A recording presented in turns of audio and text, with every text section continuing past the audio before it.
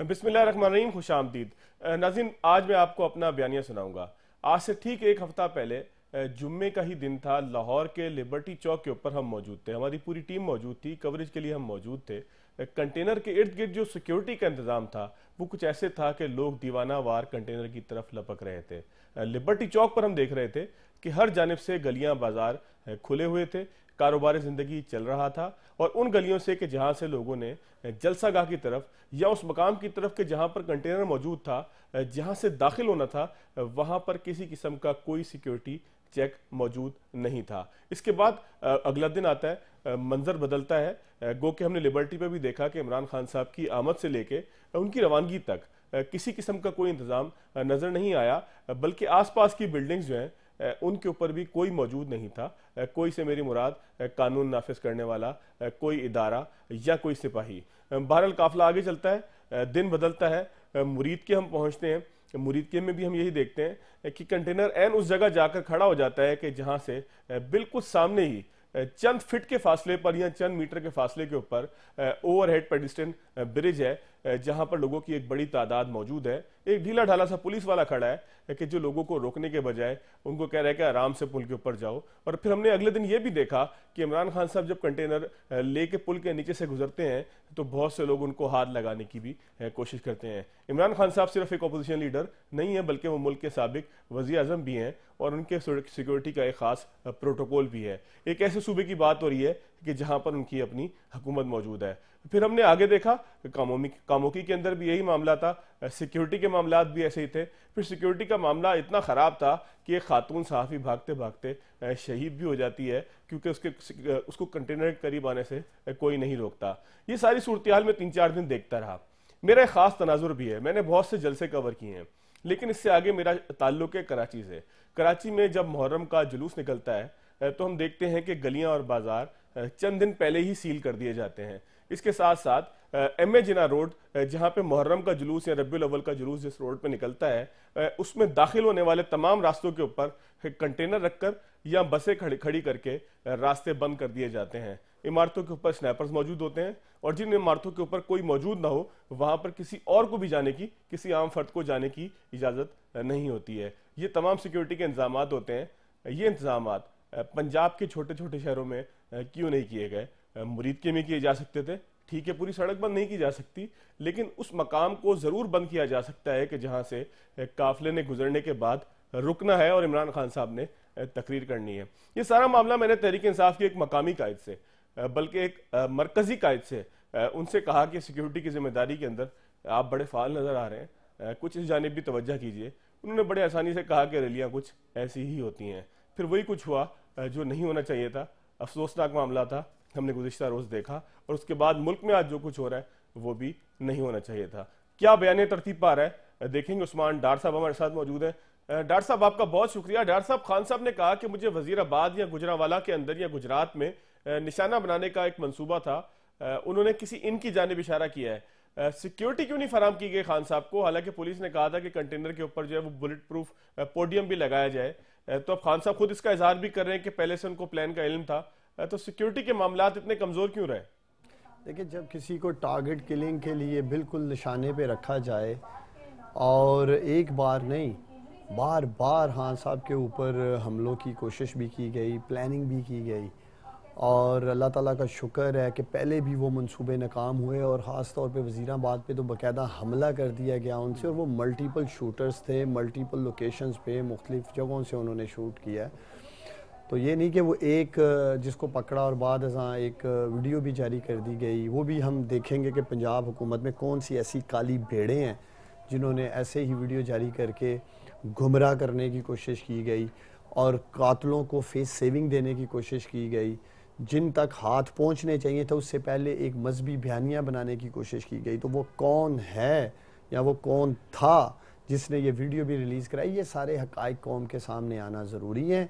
और ख़ास तौर पे हुआ जब हज़ारों का, लाखों का मजमा हो और वो मीलों पैदल चल रहा हो आपके साथ। इमरान खान की मोहब्बत में जिस तरह ये अजीम पाकिस्तानी GT रोड पे निकले हैं लाहौर से लेके वज़ीराबाद तक, तो ये एक प्री प्लान्ड काम था और इसकी कोशिश ये की जा रही है कि किसी तरीके इसकी सारी ज़िम्मेदारी पंजाब हुकूमत पे डाल दी जाए।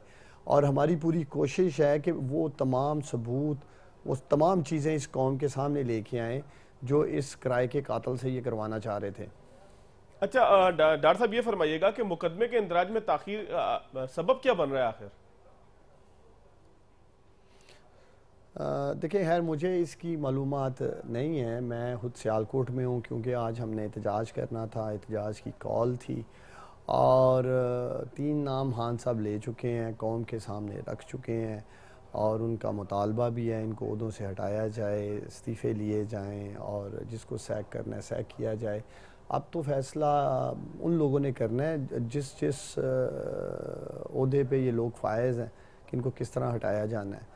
और बहुत सारी चीज़ें प्रेस कॉन्फ्रेंस में इमरान खान साहब मज़ीद रख रहे हैं, कौम के सामने बात भी कर रहे हैं और जिस तरह आपने कहा उन्होंने ये बात की है कि मुझे पहले से ही इन्फॉर्म किया गया था कि वज़ीराबाद, गुजरावाला या गुजरात में आपके ऊपर बाकायदा कातलाना हमला होगा, लेकिन आपने देखा जिस तरह से फिर हमला हुआ, लेफ़्ट से भी फायरिंग की गई, नीचे से भी फायरिंग की गई और मैं ख़ुद उनके साथ कंटेनर पे मौजूद था एक रोज़ कबल गखड़ में जब सियालकोट वालों ने वहाँ वेलकम किया और मैं जो मनाजर देख रहा था कंटेनर से, उसमें आप जितनी मर्जी सिक्योरिटी लगा लें, जब एक शख्स को टारगेट करके पूरा प्लान करके मारने की कोशिश की जा रही हो, ये तो अल्लाह ताला ने बचाया है, वरना ये तो पूरा मनसूबाबंदी करके मारने के लिए आगे थे। अच्छा, फैसल तो वाडा साहब अभी का देखिए बयान आपने कप्तान समझते कि सच साबित हुआ, खूनी हो गया मार्च?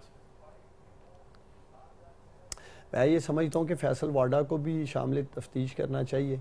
वो किसके बारे में बात कर रहे थे, जनाजे उठेंगे, खून ही खून होगा, खून की होली होगी, खूनी मार्च होगा और उनका जैसे पीटीवी पे लाइव दिखाया जाता है, इसी तरह ये कन्फेशन स्टेटमेंट जो है, ये कातिल जो कत्ल करने के लिए आया था, जो पकड़ा गया है, उसको भी पीटीवी पे दिखा देते हैं। सारी चीज़ें इतनी तेज़ी से की जाती हैं, सब प्री प्लान स्क्रिप्ट चल रहे हैं और स्क्रिप्ट लिखने वालों को न्यू न्यूज़ से और ये जो डायरेक्शन देने वाले हैं ना, इन सबको मेरा एक पैगाम है कि एक स्क्रिप्ट अल्लाह ताला भी लिखता है और वो जो चाहता है फिर वो होता है।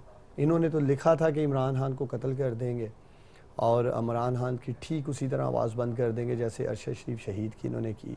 तो अल्लाह ताला को कुछ और ही मंजूर था, अल्लाह ताला की एक और ही डायरेक्शन थी, अल्लाह ताला ने एक और स्क्रिप्ट लिख रखा था मेरे लीडर इमरान खान के लिए। मैं बुनियादी तौर पर समझता हूँ कि अल्लाह ताला को हम पे, इस कौम पे रहम आ गया और इमरान खान की शक्ल में एक ऐसा नडर, दलेर, खुददार, ईमानदार लीडर हमें दिया है जो डट के खड़ा है इन चोरों, डाकुओं, लुटेरों के खिलाफ।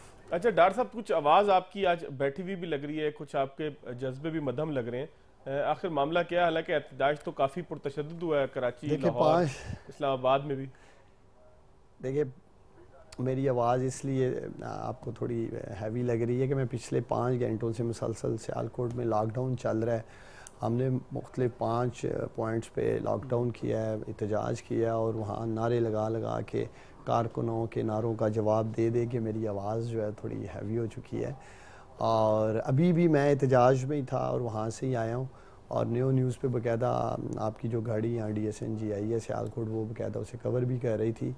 मैं आपके प्रोग्राम से सियालकोट के इस जुनून को, इस जज्बे को भी सलाम पेश करता हूँ। मेरे शहर के अजीम लोग कल भी बाहर निकले थे, उससे एक रोज़ कबल गखड़ जाने के लिए बहुत बड़ी तादाद में ये अजीम लोग सियालकोट के बाहर निकले। कारकुनान, पाकिस्तान तरीके इंसाफ की सारी तंजीमें, तमाम विंग्स, इंसाफ यूथ विंग, ILF, बहुत ज़बरदस्त ये सारे काम कर रहे हैं। अच्छा डॉक्टर साहब, जिस वक्त आप एहतजाज कर रहे थे, ख्वाजा आसिफ साहब एन उसी वक्त एक तकरीब से खिताब कर रहे थे, वो भी काफ़ी पुरजोश नज़र आ रहे थे, काफ़ी तनकीद कर रहे थे इमरान खान साहब के ऊपर। आपने तो इस्तीफे का मुतालबा भी किया है, तो ख्वाजा आसिफ साहब की गुफ्तगू कैसे रिस्पॉन्ड करेंगे? देखें, ख्वाजा आसिफ को मैं ज़हनी दबाव समझ सकता हूँ।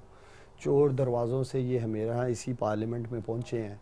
ख्वाजा आसिफ जिस पार्लियामेंट के फ्लोर पे खड़े होकर तकरीर कर रहे हैं, उस जगह पे भी वो जनरल बाजवा को इलेक्शन की रात टेलीफोन कॉल करके पहुँचे थे।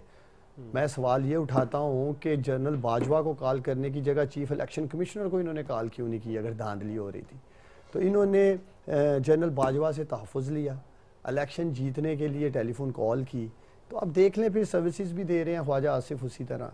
अच्छा, गिरफ्तार मुलजिम जो है उसके इकबाली बयान को अगर मद्देनजर रखें तो आप नहीं समझते कि सियासत में इस्लामी टच जो है ये नुकसानदेह साबित होता है?